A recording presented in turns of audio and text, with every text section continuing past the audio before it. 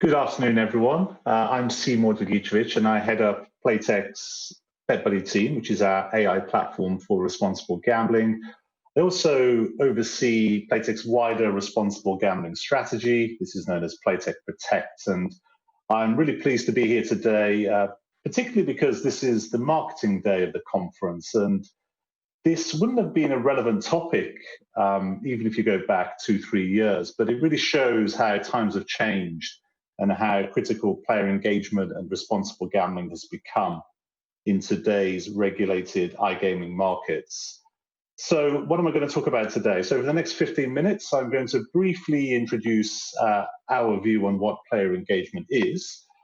I want to delve into the regulatory trends that are not only creating challenges, but also opportunities to build relevant player engagement in gaming, and also wrap up by sharing with you some data on some of the techniques that we think are working better than others when it comes to player engagement and responsible gambling.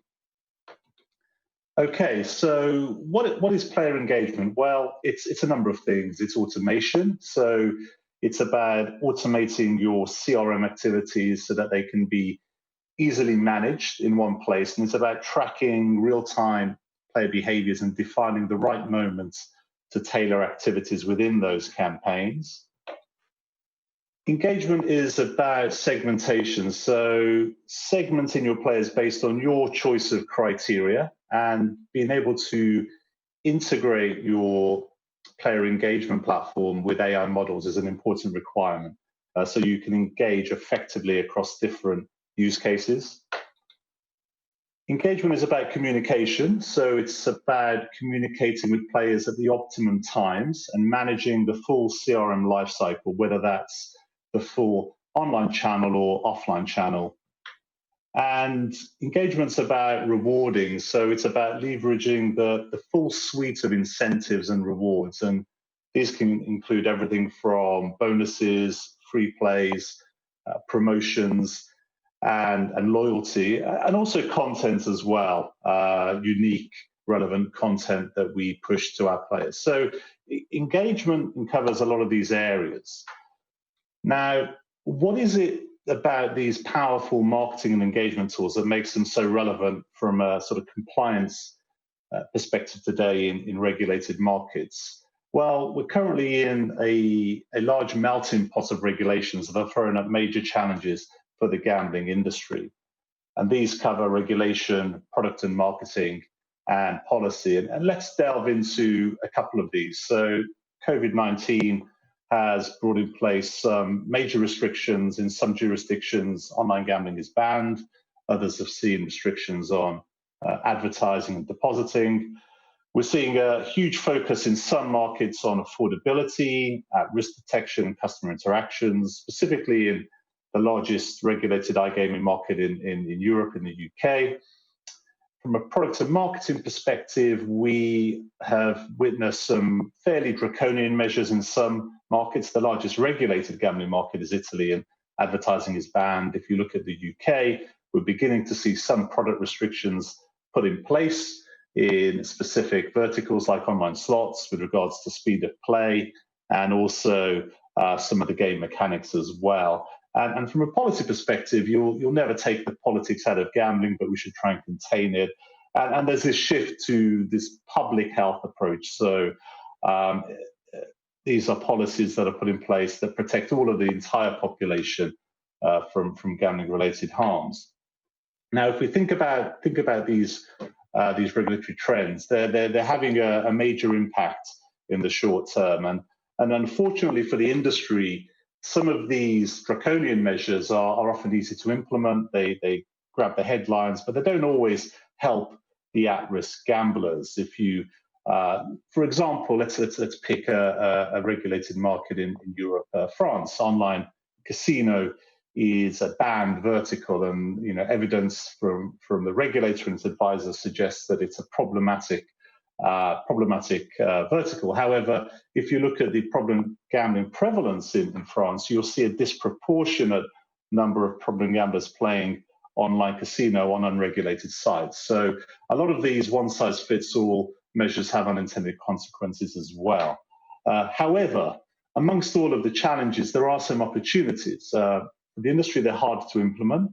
Unfortunately, they don't always make the headlines, but actually we see promise to help at-risk gamblers. And I'm going to particularly focus on player engagement, so affordability, at-risk detection, and customer interactions provide the industry opportunities to meet these regulations, but also increase relevant engagement with players as well.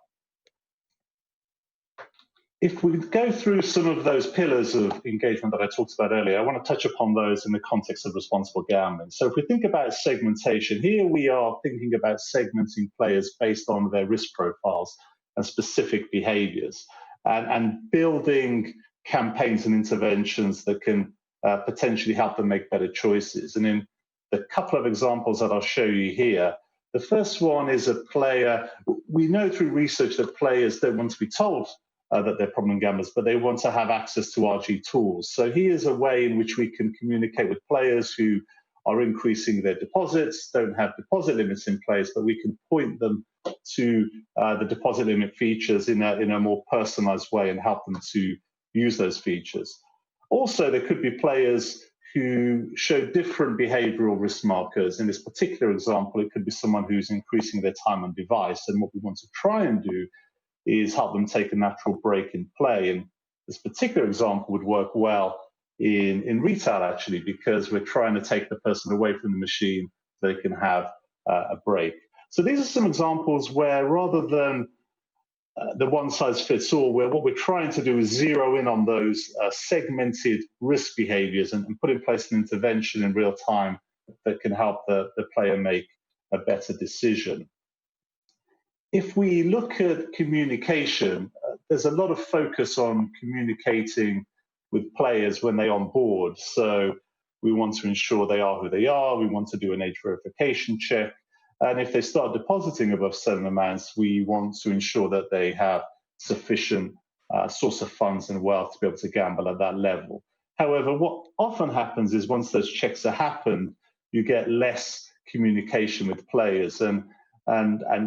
But by looking at those patterns of play, and in this particular example, someone may have passed all those checks, but they could be on a loss chasing streak. We have an opportunity to engage and intervene with them and ask them if they're enjoying their gambling, because gambling is ultimately an entertainment activity. And with this particular use case, we can have a conversation with them. We can have a personal conversation with one of our customer services representatives. We can push them down a different route. They can access other tools and assets that can help them address the fact that they're not enjoying their play. So it's important that we communicate in a personalized way, but also in a relevant way and in a timely way, rather than just doing it at one point and then forgetting about those elements of communication. And the final example I'll show you is around incentivization and rewards. And it's in the past, it's been the industry's kind of looked at responsible gambling as a separate part of the gaming experience. And what we want to do is make it a normal part. And in this particular example, we know through gamification that there are great opportunities to reward players that engage with the traditional gambling products. In this particular example, it's sports betting and engaging with different products. But why can't we also reward players and give them incentives to use the RG tools as well? So if somebody was to set a deposit limit, a sensible deposit limit, that and they can keep to that within a period of time without changing it, you can give them a suitable reward. So the tools and the platforms and the techniques that we use that are so successful at engaging with our customers and getting them to use our products can also be used to meet the regulatory requirements. So what does the data tell us? So are these techniques effective? I want to talk about two things. So first, I want to introduce a study that was undertaken recently in Australia. So this is something that was published recently. I think it's very interesting. It was a study that used 4 online sports betting sites, and it was a study that contacted around 26,000 regular players. So these people had bet at least 5 times in the last 30 days. And what they would encourage to do was to set a deposit limit. What did the study tell us? Actually, only 0.71% of all of the customers who were contacted actually set a deposit limit within the 5 days of receiving the message.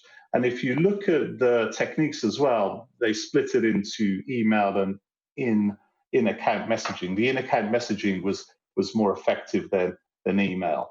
But what I take from this is, for me, what feels a very, very low response rate to a responsible gambling campaign. What I want to contrast that with is some of the data that we're seeing with our own campaigns. So if you think about what I just presented in terms of real-time engagement, so targeted in-game responsible gambling messages, and if you think about segmentation, this time focused on how the players use the RG tools, on their session lengths and their bet buddy risk ratings, I want to share with you the data of the results of these campaigns. So depending on the campaign objective and the timeframes in which we measure it, we are seeing uptake of around 8 to 15% of players responding to those requests to set a limit or to take a break. So it's really, it's over 20 times more effective than the one-size-fits-all blanket approach that we saw earlier. However, when these campaigns remain in place and they run for a period of months, inevitably we're seeing a decrease in their effectiveness to as low as 2% within 6 months. The other thing we've noticed as well is that different types of players will react differently to them. So the more engaged players in the casino vertical are much more likely to respond to these campaigns than some of the more casual players on the bingo vertical, for example. So again, thinking about not only the behaviors, but your product verticals, you'll tailor the responsible gambling campaigns to each of those different sets of customers. So to summarize, what do I take away from this? So the real-time engagement systems combined with player responsible gambling data is a very powerful and useful platform, not only to engage with customers in a relevant way, but also to meet those regulatory expectations. The personalization of RG messages, and when they're delivered in real time, is driving greater engagement and uptake. Having those capabilities is important. In terms of success rates, what I would say is if you're getting 10 to 15% success rates when you start with these campaigns, and I'm talking about personalized real-time campaigns, then I think that's a good place to be at. And then you can think about how you can incrementally improve those with ongoing monitoring and fine-tuning. The fine-tuning is really important. So these campaigns will wear off, they'll degrade unless you're constantly refreshing them. So think about not just the first behavior when you react or when you engage with your players. Think about other points of the customer journey. It could be on login, it could be in the cashier, it could be when they're spinning, it could be on logout. You could use some of the other channels as well. It could be SMS, it could even be email if it's done in a coordinated way. Think about how you can mix that up, and also the actual message content as well. Think about using video, think about using messages, think about different behaviors. And that's it, really. I hope that you guys found that useful. Very happy to connect with you after this session. Thank you.